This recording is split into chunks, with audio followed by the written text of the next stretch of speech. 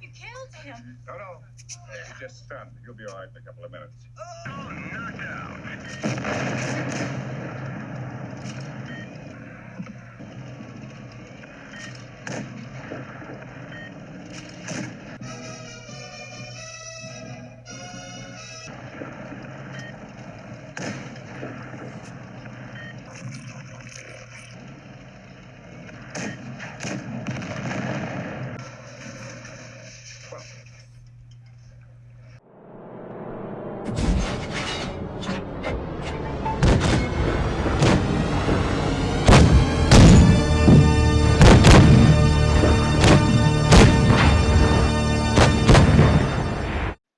Hello, people.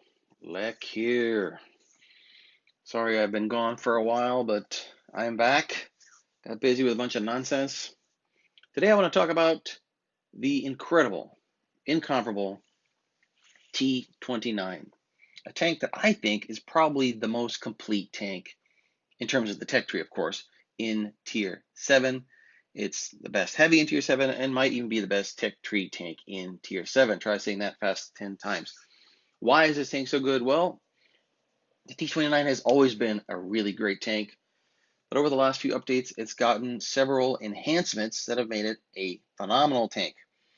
It's always had a decent gun and great speed and a fantastic turret, but as we all know, the tank received a big armor buff to the front armor.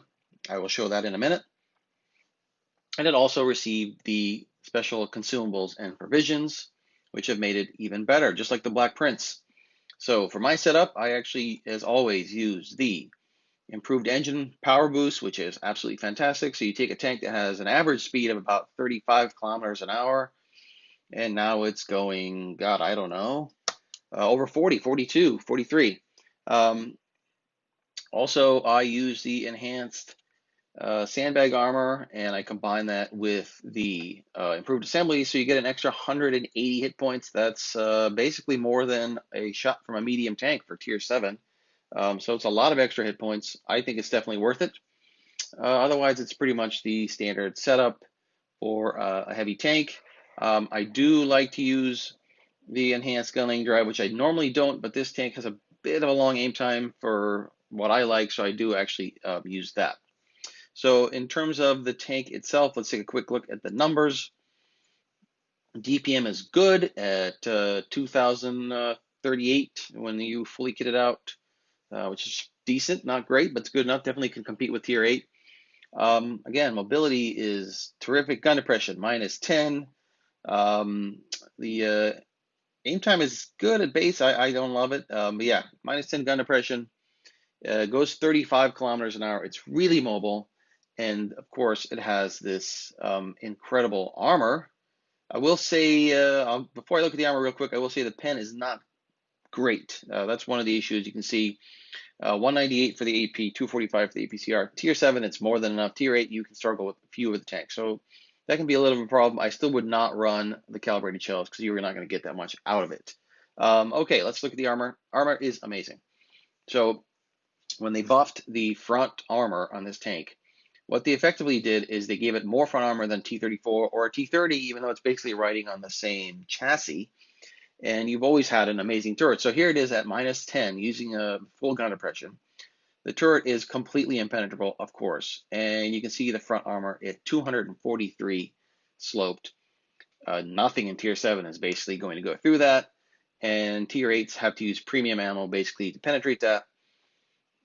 So it's a very, very strong tank. So it went from a tank that, if you could keep it hull down, it was really, really strong, to a tank that now, even when it's out in the open, it can bounce a ton of shots, which is absolutely crazy. So like I said, the armor is much better than T34. Now, I actually think it's a better tank than a T34. Obviously, the 34 has a better gun. But in terms of the mobility of this tank and the armor, it is much better to me than T34. It is a great tank. So let's take a look at a couple of replays. Okay, so I've got two replays today, and the reason I like these replays is they actually show the versatility of this tank in different situations. So the first replay is from Sir Lancelot, and you'll notice right away that his setup is different than mine. He's actually using the reactive armor consumable, which is a fantastic defensive weapon. I highly recommend it if it fits your playstyle. And if you're going to be in a brawling situation, it is absolutely terrific because it reduces people's DPM effectively for as long as it's available. So you'll see he's in a tier 8 match, and he is going against a ton of heavies, a lot of tier 8 heavies. I mean, you've got Action X, you've got a 5100, IS-6. He is right at the front, and they're going right at him. He's already activated the reactive armor. He's getting absolutely pelted here by 4 heavy tanks, a Tiger in there as well. And they're absolutely going at him. Notice he's at the front here. They're going at him, and he's able to keep them back because the armor in this tank is so good, and he used the reactive armor at the exact perfect time. He would basically be dead if he had to turn that on. Just a great use of the armor. See, the gun is pretty accurate. He's easily hitting the side of the IS-6. He's bouncing a ton of shots off his turret. Now he has teammates behind him, which are helping because it's keeping those guys from pushing, but he is still the tip of the spear in a tier 7 tank against 3 tier 8 heavies and a really good tier 7 heavy as well. So he's hitting really great shots. See on the hatch here on the Tiger. 5100 is coming out again. He's bouncing a ton of shots. He's already blocked 2100 damage. 2300 damage blocked. Team is supporting from behind, but again, if he dies, they will push past, and they're going to be screwed. So Lance doing an absolutely incredible job keeping the tank hull down, blocking a ton of shots, using his consumable. And this is a tier 7 tank going against 8s. Great shot there on the I-6. I mean, you can see how beautifully he held off a huge rush with one tank. I mean, he's gotten some support from behind, but if he hadn't stopped them there, this match would have probably turned out a lot differently. So we're talking about a T29 here that used to be this quick haul down tank that didn't have that much armor except for the turret, and now he's able to you're able to get in a spot like that and hold off a bunch of tier 8 heavies without a problem. It's absolutely unbelievable. This is a really, really great tank, and Lance did just an absolutely incredible job of holding him off. This match is very, very fast, but I absolutely love this match. I love the way he stopped that surge by using the reactive armor, using the armor of the tank, keeping it hauled down, landing all the shots he needed to land because the gun is accurate. It's a really nice smasherooning at the end. Really just a fantastic match by Lance. He did such a great job of keeping them at bay. Got 3,500 damage, but he blocked, I mean, I want to say 2,500 or even more than that. An unbelievable match. In a ratings, no less. Plus 54, very nice. He blocked, look at that, 12 shots blocked. Unbelievable. I mean, that's beautiful, I get in a tier 8 match. So he did a really, really great job there. Okay, so match number 2 is me. Of course, I'm in the New Bay map. Oh, joy. And I'm in that horrible north spawn. So as always, I'm going to call to go A because when I'm in north spawn, I always go A. And I'm platooning with the one and only Artillery Arthur in, of course, the Gravedigger, one of his favorite tanks. He is the master of the Gravedigger. And this is a different match than Lance's because it actually shows how the mobility of the tank allows it to survive in situations where it normally would not have. Whereas Lance showed how great the armor can help you survive. And I'm actually gonna just try not to be too aggressive because, you know, just like Lance, I'm in a tier 8 match. I like going on this side because I have gun depression and I have hull armor, so I can actually poke over the top of the ramps and be able to bounce shots. And because of the speed boost, the enhanced speed boost, I can really go after mediums no matter what tier they are because I'm almost as fast as they are. So there you go, right off the bat, bounced at 34.3 for 400. In the old days, he would have gone right through. Now I'm comfortable poking out like that because you angle the hull armor just a little bit and it's basically auto bounce. Once again, popping another great shot. The tank, that's why I use the slightly reduced aim time so I can take snapshots like that. It really helps with this tank. I find that if you just poke out and come back, you can get a lot of shots, and so you need to reduce the aim time so you can do that.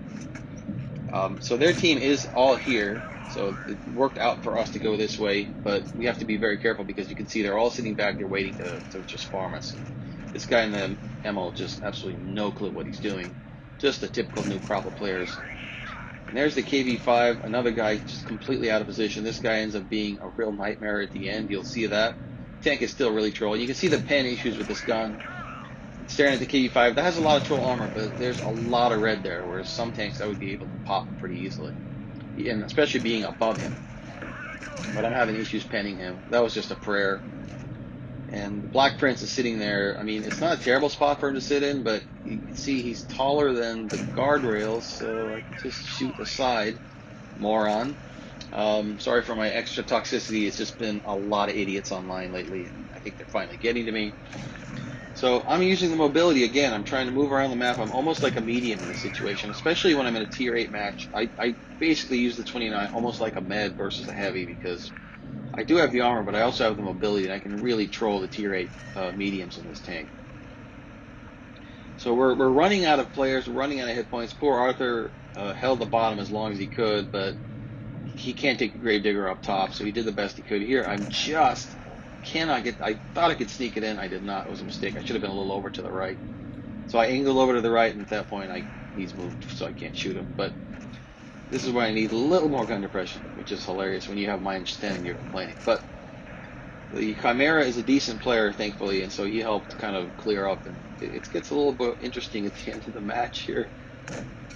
So we're just trying to basically clear off some of the weaker ones. I want to get rid of the meds always first because of their speed. And I can get a shot on the roof. That was a bit of a lucky shot, I'll admit, from that distance for that to land. This gun is not that accurate, so I was really lucky with that one. That was a simple shot there in the ICU, a little bit of a low roll, which is unfortunate, but I never would have cleared him with one shot anyway. So definitely want to get rid of him. I was trying to save the KV for last because I figured he would be easiest to deal with. I had a hunch that he wasn't a very good player, believe it or not. And that was another prayer that did not get answered. Here I'm sort of almost reverse side scraping on the ramp because I can sort of keep myself hidden just using the, that was a terrible move on that guy. Keeping the hull hidden using by sitting in the middle. Unlike the Black Prince, I'm in the middle of the road, so then he can't shoot the side of my hull. Only my turret's exposed. I don't know why that didn't pin. It should have. I must have hit the guardrail. But so I'm basically reverse side scraping on the ramp. You can see all of my consumables are gone, but I'm not going to push this guy without resetting consumables. Get a nice shot into his hatch. I'm only shooting APCR. The AP rounds cannot touch this tank at all. So I'm basically trying to shoot the hatch or the R2-D2, which is a big hump in the middle of the KV-5. He's sort of poking out, not poking out. He's running out of hit points. There it is, that hull, the turret bouncing so beautifully. His gun is not that great, so this tank is such great armor. Pop a nice APCR into R2-D2 there. He bounces another one into my hull because this tank is such a beast. And there it is. I'm basically manhandling a tier 8 super heavy with this T29. It's such a fantastic tank. Great finish. Good team game, really. Actually, had a lot of help here. It wasn't just a one-man carry. So 3,300 damage, good damage, 4 kills. Arthur did a great job on the bottom. This Chimera did a really good job at the end. And I absolutely love this tank. It's one of my favorite tanks. It's actually my highest win rate tank in the game at about 75%. I can never lose in this tank. So guys, if you don't have it, you've got to get this tank. It is absolutely phenomenal. Hope you enjoyed the replays, and please subscribe to the channel.